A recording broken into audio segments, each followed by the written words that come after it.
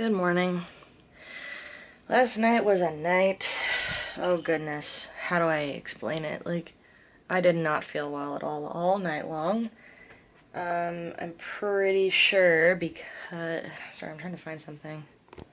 It was a mix between...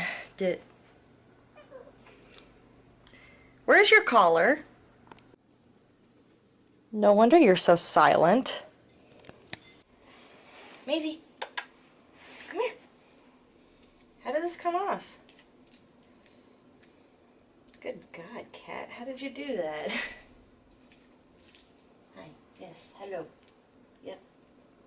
We're putting the thing back on that you don't like. Oh, it's twisted. Ugh, come here. Come here. Let me love you for a second. I know you don't like it, but you need it. It's your collar. Stop it. Stop it. Just, oh goodness. I know you don't like being picked up or lifted, but you need your collar. There. It's one of those magnetic breakaway collars. Yeah, I know you don't like it. Wow, it's so dark in here. It's actually not that dark, it's just this area is very dark. Whew. But yeah, anyway, I think I'm starting my time of the month soon, so I've been feeling kind of ugh lately, and what doesn't help is the fact that like my shoulder has been spasming the last few days, and it's been sore, so it hurts to sleep certain positions, and it hurts just to move and turn my head, so I've been dealing with that, and yeah, it's not fun. But that's why I'm home from work today. I'm hungry, and I want to eat something, so yeah. Oh, hi. Roll over again. There you go. Yeah, that's how it's done. That's how it's done, Maisie. You don't do that. Good afternoon. It's the same day. I still feel quite sick. I gotta leave for class shortly. Not shortly, but like within the next hour or so. Here comes Maisie, even though, yeah, you didn't even stay with the door when it was open. We took a nap on my bed, which was quite nice actually, but I still feel like crap. I don't want to go to class. I would rather just stay home, but the fact that like I missed so many days on accident, I can't stay out, which is annoying. Because originally I thought that my class only met on Wednesdays, not Mondays and Wednesdays. So, put you up here. Sorry, my room is a mess. Get over it. But originally I thought that the class only met on Wednesdays. That's what it said on my online schedule. I was totally wrong. And then last week, my professor mentioned something that they were going to go over the following Monday. So I remember sitting there confused, going like, wait, Monday? What are you talking about? And so I asked him after class, I said, I could have sworn you said Monday. What's that about? And so he told me that, yes, this class meets Mondays and Wednesdays. I haven't shown up the past few weeks on Mondays. I didn't know that the class met on those days, and so I proceeded to freak out and go, I am so sorry. This is what my schedule says. I showed him, and he understood, and I told him, I'm like, look, I'm not ditching your class. I'm legitimately at work. I am not skipping your class ever. If I had known, I would have been here, and I'm so sorry. So, needless to say, my grade isn't exactly the grade I want it to be. It is half of the grade I would like it to be instead. So, my goal now is to get that grade back up and at a good spot. Actually, I'm doing some ideas here for my room situation. But yeah, I have to do some extra work now to pick the grade back up, which is fine with me. It's just, you know, tedious. It's extra work to do that I don't feel like doing, but I should. Excuse me, I feel sick still. Ugh, I shouldn't move actually. I was gonna move this desk over there, but I decided not to, so forget it. Oh, I only have 4 minutes left on this SD card. Alright, I guess I should edit yesterday's footage and today's footage together. Yeah. Well, I forgot to end yesterday's vlog, so hi. Good afternoon. Welcome to the next day's vlog. This is my shirt. I love it. It's awesome. Here comes Maisie. I went to Ross earlier to get a bunch of clothing, mostly sports bras, because this girl needs some more. And I found out, because I sent a photo to my friend asking for a second opinion whether or not something looked good, and she told me that I lost weight. And I didn't even know. Yes, I've been trying to. I've been trying to eat better and healthier and have less sugar and more proteins and natural foods, which is so far going really well. I'm stepping on something. Ben is on his way home from work, and I'm going to prep some still frozen chicken. Yes, I know this looks phallic. Shut up. Yeah. I've been having a lot of back trouble today. Mostly just because, I think it's because either, one, anatomy-wise, the girls have grown a lot, or two, I'm starting my time of the month soon, so I don't know. I just realized that my cutting board is dirty, so please excuse me while I go wash it. That's more like it. Alright, I've got the chicken pan ready. Yes, I know it's dirty. It's 'cause it's been used and it's a few years old. I've got my cutting board ready and washed and now dried. Haha, haha, haha. I am so funny and I am so responsible. And my hair is in a ponytail. Thank you very much. So in case you're wondering what I put in this last time, which was last night, it's just a few key ingredients, nothing big. Basically, I took the chicken and I cut it in half, like what's called butterfly. It's like opening it up as a book in a way, if you will. That's another way to think about it. I put 2 pinches of salt, a sprinkle, really, of pepper, just enough to get all of the sides of the chicken covered. Same with the garlic powder and Italian seasoning. So those are the spices that I used last night. And then Worcestershire sauce. This thing, you know? Worcestershire, or is it Worcestershire? Either way, this damn sauce, really freaking good. And I think it's at like, $3 at Winco for actually a bigger bottle. This is the small one, so this is like $1.90 something. Nothing at all. Well, in today's standards. I don't know about back then. And then you cook it in the oven, depending on how hot your oven gets. Mine gets not very hot, actually. We have an electric oven, so 350 for 15 to 20 minutes, or at least until the chicken is completely cooked through. Yesterday I cooked it at 15 minutes, exactly, and when I took it out of the oven, it had a lot of juices left over, and it was actually, the chicken was falling apart. Like, it was really nice and juicy, and just cooked all the way through, so. Oh, and the other thing I do with chicken is that I cut all the fat off.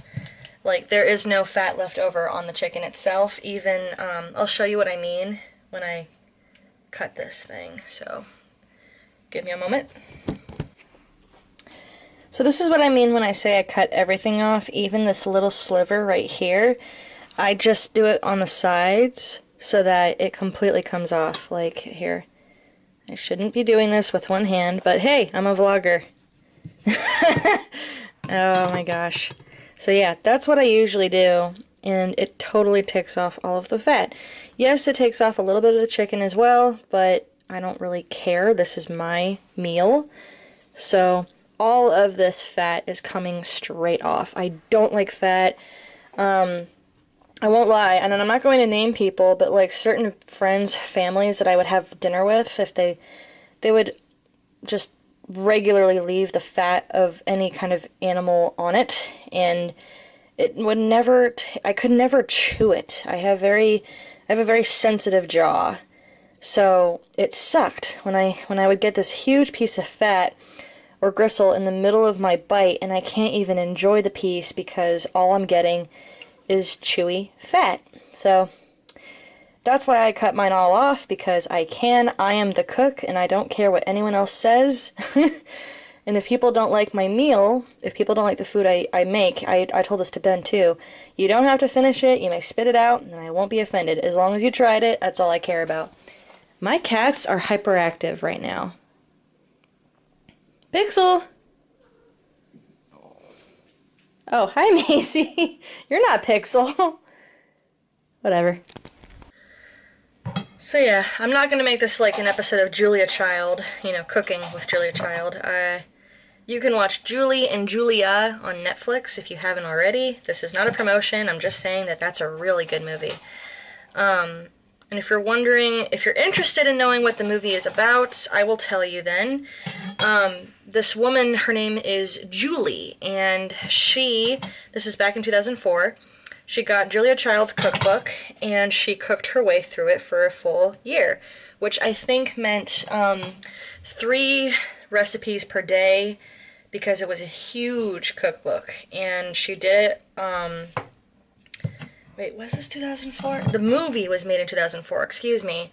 But this was happening in 2001 when Julie did it. And she was living in New York, and if you're getting my hint here, she was in charge of families grieving over families that passed in the terrorist attack on the Twin Towers. So, this was during all of that where she decided to cook her way through Julia Child's cookbook for the full year, and it just dives in her life, all about the drama that she experiences outside of her kitchen, and then it turns into something awesome because she writes a blog about her food, and then people notice it, and they're like, I think there were like a few different magazine publishers who contacted her to get an interview, like, why did you choose to do this? Why, which recipes did you enjoy making the most? Which ones were the hardest? And I think the hardest one was like the beef bourguignon, is that how you say it? I'm not French. Don't judge my American accent. I am far from French as anything is going to be. In fact, I'm very Irish and I'm very Jewish, even though this isn't Jewish. This is very, I don't know what the hell this is. But I like all kinds of food. Anyway, that's the hardest one. She said that it was just the most difficult recipe she had to make out of the entire cookbook. Sorry, there's a lot of fat on these chickens. There's 2 breasts I didn't show you because they were frozen together. So I'm just carving away at the fat right now. Yeah, that's the most exciting thing that you can't even see, so I'm just gonna narrate everything. This video is 3 minutes long. Okay. Well, Kelly, now you know how long it takes you to cut fat off of a chicken when it has particularly high amounts of it. And then I'll show you what it looks like when I say butterfly the chicken. Here, I'll do it first, and then I'll show you. I just need to get a little more fat off of this thing because, Jesus, there's a lot. And I got one of those packs, I think I got the pack of Foster Farms from Winco. I don't remember how much it cost, but it was relatively inexpensive. I mean, that's where I always get my chicken, from Winco, because I'm broke. So is Ben. We can't afford the fancy stuff. But the fancy stuff and the cheap stuff all cook the same. They're just from different farms. So, yeah. Alright, this isn't the best example. Don't worry. I'm using the hand that touched the knife, not the chicken.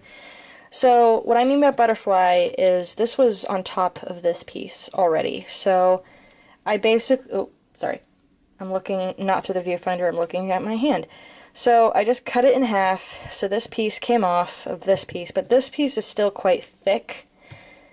That's what I mean. So I'm going to cut this in half as well, and then the same with this piece of breast. So this is done.